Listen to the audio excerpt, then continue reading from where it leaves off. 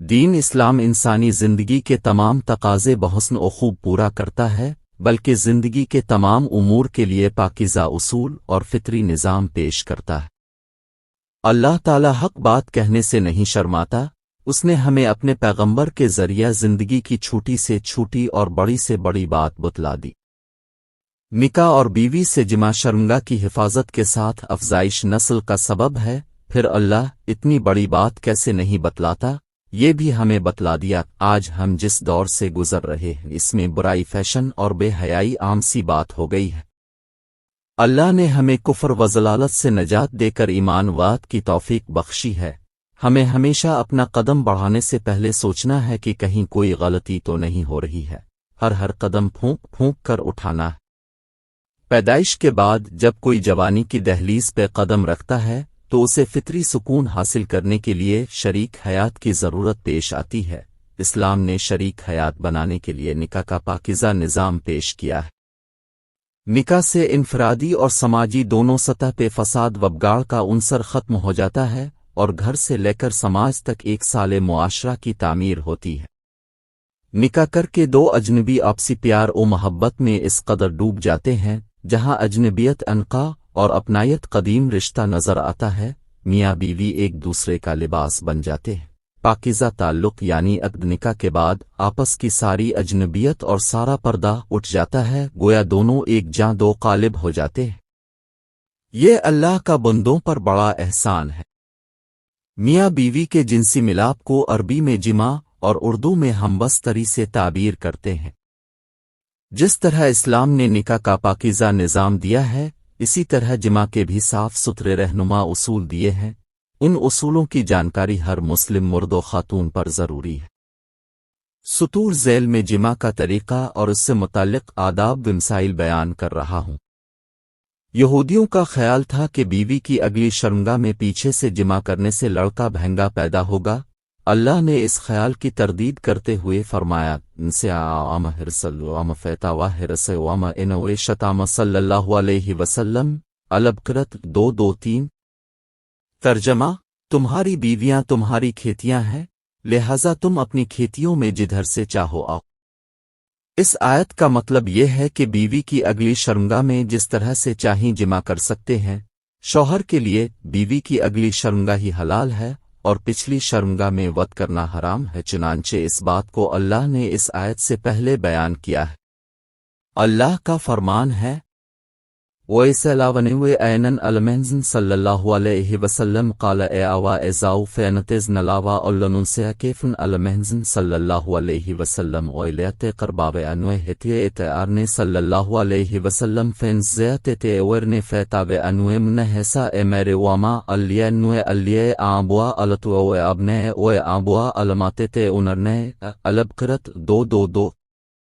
ترجمہ: اب سے چھوٹی زواد کے بارے میں سوال کرتے ہیں، کہہ دیجئے کہ وہ گندگی ہے۔ حالت چھوٹی زواد میں عورتوں سے الگ رہو اور جب تک وہ پاک نہ ہو جائیں ان کے قریب نہ جاؤ۔ ہاں، جب وہ پاک ہو جائیں تو ان کے پاس جاؤ جہاں سے اللہ نے تمہیں اجازت دی ہے۔ اللہ توبہ کرنے والوں کو اور پاک رہنے والوں کو پسند فرماتا ہے۔ یہاں پر اللہ حکم دے رہا ہے کہ چھوٹی زواد کی حالت میں بیوی سے جمع نہ کرو، اور جب چھوٹی زواد سے پاک ہے کر غسل کر لے تواس کے ساتھ اس جگہ سے جمع کرو جس جگہ جمع کرنے کی اجازت دی ہے۔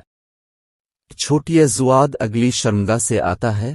چھوٹی زواد کا خون آنے تک جمع ممنوع ہے، ور جب چھوٹی زواد بند ہو جائے تو اسی جگہ جمع کرنا ہے جہاں سے خون آ رہا ہے۔ انسے عوام حرسل وعام کی تفسیر صحیح احادیث سے بھی ملاحظہ فرما لیں تاکہ بات مزید واضح ہو جائے۔ راوی حدیث ابن عباس رضی اللہ عنہما بیان کرتے ہیں، جب یہ آیت نازل ہوئی، انسے عوام حرسل وعام فیتا و حرس وعام نوے شتامہ ماقبنلات و مادبنرات و ماستلقنات یعنی بزلنوے میں وزی الولن صحیح ابی دیود 2:1-6-4۔ ترجمہ: تمہاری بیویاں تمہاری کھیتی ہیں، لہذا تم جس طریقے سے چاہو ان سے جمع کرو، یعنی خواہ آگے سے خواہ پیچھے سے خواہ لٹا کر یعنی اولادہ والی جگہ سے۔ ایک دوسری روایت میں ابن عباس ہی سے مروی ہے، انسے عوام حرسل وعام فیتا و حرس وعام انوے شتامق نلب دبنرہ वातुएकन अलदो अब्रे वाले हेजे सही अल तिर्मिज़ी 2980। तर्जमा तुम्हारी बीवियां तुम्हारी खेती हैं, लिहाजा तुम जिस तरीके से चाहो उनसे जिमा करो, खा बीवी से आगे से सोहबत करो चाहे पीछे की तरफ से करो, मगर पिछली शर्मगा से बच्चो और छोटी ज़ुआद की हालत में जिमा करने से बच्चो। आज के परफितन दौर में मियाँ बीवी को इस्लाम की ये बात जाननी चाहिए और इसे ही अमली ज़िंदगी में नाफिज करना चाहिए। जो लोग फहश वीडियोज़ देखकर गलत तरीके से मनी खारिज करते हैं, इसकी ज़िंदगी से हया निकल जाती है, लम्हा बा लम्हा बेहयाई की राह चलने लगता है। याद रखें, बीवी से इस्लामी तरीके से जिमा करना भी बाइस सवाब है। नबी का फरमान है, वफ़ी बाज़ान एहद नुआम से डिके कालिवा वासोले अलिलेन एत एहदानया शे अवेते या ओयुविना लेफनेया एजर काले एरे एतामलो ओज़े या फी हेरेम एविने अलेफनेया ओज़र फ़ेवेज़ुल वेज़या ओज़े या फी अलहिलेल नोइने ले एजर। सही मुस्लिम 1006। तर्जमा और बीवी से जिमा करते हुए तुम्हारे उज़ू में सदका है। सहाबा किराम ने पूछा, ये अल्लाह के रसूल, हम में से कोई अपनी ख्वाहिश पूरी करता है तो क्या अलिफस में भी अजर मिलता है? अपने फरमाया, बताओ अगर वो ये ख्वाहिश हराम जगह पूरी करता तो क्या इसे इस गन्नाह होता? इसी तरह जब वो इसे हलाल जगह पूरी करता है तो उसके लिए अजर है। अब नीचे जिमा के चंद आदाब व मसाइल जिक्र किए जाते हैं। 1. बीवी से जिमा इफ़्फ़त वास्मत की हिफाजत, अफजाइश नस्ल और हराम काम से बचने की नीयत से हो। ऐसी सूरत में अल्लाह न सिर्फ जिमा पे अजर देगा बल्कि नेक औलाद से भी नवाजेगा और दुनियावी वाखरा व बरकतों से नवाजेगा। 2. से जिमा शहवत रानी नहीं है बल्कि ज़ौजैन के लिए सुकून क़ल्ब और राहत जा है, इसलिए क़ब्ल अज़ जिमा शौहर बीवी से खुश तबाई की बात करे और जिमा के लिए ज़हनी तौर पर और जिस्मानी तौर पर राज़ी करे। 3. जिमा से क़ब्ल ये दुआ पढ़ना मसनून है, बसमन अललियन अलले आमोए जे नौन बनया अलशुवतैन व जे नौनम अलशुवतैन मारज़क़तैनया। सही अल बुखारी 3271। तर्जमा के अल्लाह हमें शैतान से अलहदा रख और तो जो औलाद हमें इनायत फरमाए इसे भी शैतान से दूर रख। फिर अगर उन्हें बच्चा दिया गया तो शैतान उसे कोई नुकसान नहीं पहुंच सकेगा। 4. जिमा की जगह आवाज़ सुनने वाला और देखने वाला कोई ना हो, यानी ढकी छपी जगह हो और जिमा की हद तक शर्मगा खोलना काफ़ी है, ताहम एक दूसरे को देखना और मुकम्मल बरहना होना आपस में जायज़ है। जिस हदीस में मज़कूर है कि जिमा के वक्त बीवी की शर्मगा देखने से अंधेपन की बीमारी लाहिक होती है, इसे शेख अलबानी ने मौजू हदीस करार दिया है।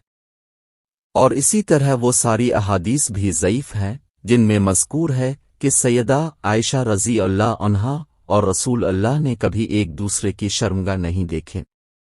5. बहालत एहराम और बहालत रोज़ा जिमा ममनू है, बाकी दिन रात के किसी हिस्से में जिमा कर सकते हैं। हालत छोटी ज़ुआद और हालत नफास में सिर्फ जिमा करना मना है, मगर जिमा के अलावा बीवी से लज्जत अंदोज होना जायज़ है। अगर किसी ने छोटी ज़ुआद की हालत में जिमा कर लिया तो 1 देनारे या निस्फ देना सदका करना होगा, साथ ही अल्लाह से सच्ची तौबा करे ताकि आइंदा अल्लाह का हुक्म तोड़कर मसीयत का इर्तिकाब ना करे। यही हुक्म नफास की हालत में जिमा का है, अलबत्ता सही कौल की रोशनी में मुस्तहाज़ा से जिमा करना जायज़ है। 6. बीवी की अगली शर्मगा में जिमा करना छोटी ज़ुआद वनफास से पाकी की हालत में जायज़ है और जिमा करने के लिए बीवी से बोस विकनार होना, खुश तबई करना, जिमा के लिए तैयार करने के वास्ते आज़ाए बदन बशमूल शर्मगा छूना देखना जायज़ वलाल है। फिर अगली शर्मगा में जिमा के लिए जो कैफियत वोत इख्तियार की जाए, तमाम कैफियत जायज़ है। याद रहे, जिमा की ख्वाहिश बेदार होने और उसका मुतालबा करने पर ना शौहर बीवी से इनकार करे और ना ही बीवी शौहर से इनकार करे। शौहर के लिए बीवी की शर्मगा छूने और देखने में कोई हर्ज नहीं है, लेकिन इसे चूमना बेहयाई है। इसी तरह बीवी के लिए मर्द की शर्मगा छूने और देखने में कोई हर्ज नहीं है, मगर उसे चूमना और मुंह में दाखिल करना बेहयाई है। इन 2 बातों का एक जुमले में खुलासा यह है कि औरत की शर्मगा चूमना और मुंह से सेक्स, ओरल सेक्स करना सरापा बेहयाई है और इस्लाम की पाकीज़ा तालीमात के खिलाफ है। 8. میاں بیوی کا ایک دوسرے سے غیر فطری طریقے سے منی خارج کروانا بھی متعدد جسمانی نقصانات کے ساتھ بے حیا لوگوں کا راستہ اختیار کرنا ہے۔ مومن ہر کام میں حیا کا پہلو مد نظر رکھتا ہے۔ عموماً شوہر اپنی بیوی کو غیر فطری طریقہ مباشرت اپنانے اور بے حیائی کا اسلوب اختیار کرنے کی دعوت دیتا ہے۔ ایسی عورت کے سامنے عہد رسول کی اس انصاری عورت کا واقعہ ہونا چاہیے جس کے قریشی یعنی مہاجر شوہر نے اس سے اپنے یہاں کے طریقہ سے مباشرت کرنا چاہا جو انصاری کے یہاں معروف نہ تھا، تو اس کی بیوی نے اس بات سے انکار کیا اور کہا ہم صرف ایک ہی انداز سے جمع کے قائل ہیں، لہذا وہی طریقہ اپناؤ و مجھ سے دور رہو۔ یہاں تک کہ بات رسول اللہ تک پہنچ گئی اور اس وقت قرآن کی آیت ان سے آوام ہرسل لیوام فیتاوا ہرس وام نوے شتامہ نازل ہوئی جس کی تفسیر اوپر گزر چکی ہے۔ واقعہ کی تفصیل دیکھیں صحیح ابی دیود 2164۔ نوج نبی کا فرمان ہے کہ جو شخص اپنی بیوی کی دبر میں آتا ہے وہ ملعون ہے۔ صحیح ابی داؤد 2162۔ لہذا کوئی مسلمان لعنتی کام کر کے خود کو قہر الہی کا سزاوار نہ بنائے۔ کسی سے ایسا گھناؤنا کام سرزد ہو گیا ہو تو وہ فوراً رب کی طرف التفات کرے اور اللہ سے توبہ کر کے گناہ ہے معاف کرے لے۔ جہاں تک لوگوں کا یہ خیال کرنا کہ بیوی کی پچھلی شرمگاہ میں جمع کرنے سے نکاح باطل ہو جاتا ہے، سو ایسی بات کی کوئی حقیقت نہیں ہے۔ 10 ایک ہی رات میں دوبارہ جمع کرنے سے پہلے اگر میسر ہو تو غسل کر لیا جائے، وضو کر لیا جائے۔ بغیر وضو کے بھی دوبارہ جمع کر سکتے ہیں کیونکہ رسول اللہ ایک غسل سے کئی ازواج سے مباشرت فرماتے تھے۔ 11 مرد کی شرمگاہ عورت کی شرمگاہ میں داخل ہونے سے عورت و مرد دونوں پر غسل واجب ہو جاتا ہے، چاہے منی کا انزال ہو یا نہ ہو۔ حالت جنابت میں سویا جا سکتا ہے، تاہم فجر سے پہلے جو وقت ہو اس نماز کے واسطے غسل کر لیتا کا بلا تاخیر وقت پہ نماز پڑھ سکے۔ حالت جنابت میں قرآن کی تلاوت نہیں کر سکتے مگر ذکر و اذکار، دعا و سلام، کام کاج، بات چیت، کھانا پینا سب جائز ہیں، حتیٰ کہ سحری بھی کھا سکتے ہیں۔ 12 جب جمع کی حالت میں اذان ہونے لگے یا اقامت کی آواز سنائی دے تو اس عمل کو جاری رکھنے میں کوئی حرج نہیں، تاہم اس سے جلد فراغت حاصل کر کے اور غسل کر کے نماز ادا کریں۔ یاد رہے اذان سننے کے بعد بھی قصداً بستر پر لیٹے رہنا حتیٰ کہ اقامت ہونے لگے تب جمع کرنا ہماری کوتاہی اور نماز سے غفلت ہے۔ جہاں تک اذان کے جواب کا مسئلہ ہے تو یہ سب پر واجب نہیں بلکہ فرض کفایہ اور بڑے اجر و ثواب کا حامل ہے، اس لیے میاں بیوی سے بات چیت آبوس وکنار کے دوران جواب دینا چاہیں تو دینے میں کوئی حرج نہیں ہے، لیکن جمع کے وقت اذان کا جواب دینے سے علماء نے منع کیا ہے۔ جب اس عمل سے فارغ ہو جائیں تو بقیہ کلمات کا جواب دے سکتے ہیں۔ 13 سے اولاد کے درمیان ضرورت کے تحت وقفہ کرنے کی نیت سے جمع کرتے ہوئے منی شرمگاہ کے باہر خارج کرنا جائز ہے۔ شوقیہ ایسا کرنے سے بہر صورت بچنا چاہیے کیونکہ نکاح کا اہم مقصد افزائش نسل ہے۔ 14 میاں بیوی کی خلوت اور جمع کی باتیں لوگوں میں بیان کرنا بے حیا کی علامت ہے۔ رسول اللہ نے اس عمل سے امت کو منع فرمایا ہے۔ اس بات سے ان بے حیا کو نصیحت لینا چاہیے جو جمع کی تصویر یا ویڈیو بناتے ہیں پھر اسے لوگوں میں پھیلاتے ہیں۔ نعوذ باللہ کتنے ملعون ہیں فحش ویڈیوز بنانے، پھیلانے اور دیکھنے والے۔ نبی کا فرمان ہے اولوا مویتی معفاولویا الماجائن رئے بنوے منے الماجائن ایمیلے الروجلہ بالولن املالف ساموئے سمحے وقد سطرے اللیہ فی قولت افلانا امنلتا البارے اوزا اوزا وقد باتے یسترائے ربایا وسمنہا ایوشفا سطرے الین انیا۔ صحیح البخاری 6069۔ ترجمہ میری تمام امتوں معاف کر دیا جائے گا مگر جو علانیہ گناہ کرتے ہیں۔